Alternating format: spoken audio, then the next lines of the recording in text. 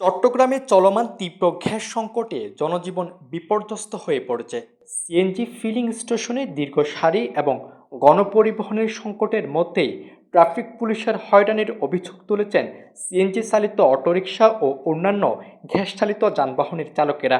চালকদের দাবি, কক্সবাজারের মহেশখালীর ভাসমান এলএনজি টার্মিনালে কারিগরি ত্রুটির পর থেকে চট্টগ্রামে গ্যাস সরবরাহ উল্লেখযোগ্যভাবে কমে গেছে। ফলে অনেক চালককে ৪ থেকে ৮ ঘন্টা পর্যন্ত ফিলিং স্টেশনের লাইনে দাঁড়িয়ে থাকতে হচ্ছে। সকাল ৬টা থেকে এই পর্যন্ত এখন অলরেডি ১২টা হয়ে গেছে, ১২:৩০ বর্তমান। তো আমরা যদি এতক্ষণ যদি লাইনের মধ্যে বসে থাকি তাহলে আমরা গাড়ি চালাবো কখন, গ্যাস নিব কখন? আমাদের তো এভাবে হলে তো ফ্যামিলি চলবে না। অনেক ক্ষেত্রে দীর্ঘ অপেক্ষার পরও প্রয়োজনীয় পরিমাণ গ্যাস মিলছে না।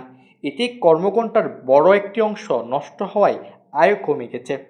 এই অবস্থায় সড়কে নেমে ট্রাফিক পুলিশের নানা ধরনের তদারকি ও মামলার মুখোমুখি হতে হচ্ছে বলে অভিযোগ করেছেন কয়েকজন চালক।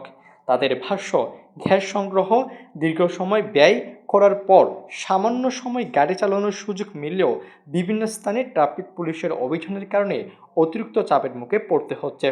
আচ্ছা, নাইলে লাইন ধরে সারাদিন বসে থাকতে হয়, নাইলে গ্যাস দিচ্ছে না। তাও ৪ লাইনের মধ্যে গাড়ি দাঁড়ায় আছে, ট্রাফিক পুলিশে গাড়ি টানিয়ে যাচ্ছে।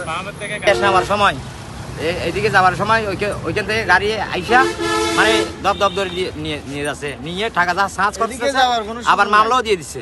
মামলা না দিলে ১,০০০-২,০০০ টাকা নিয়ে গাড়ি দিয়ে দিচ্ছে আর কি। ডেস্ক নিউজ, দক্ষিণ পূর্ব।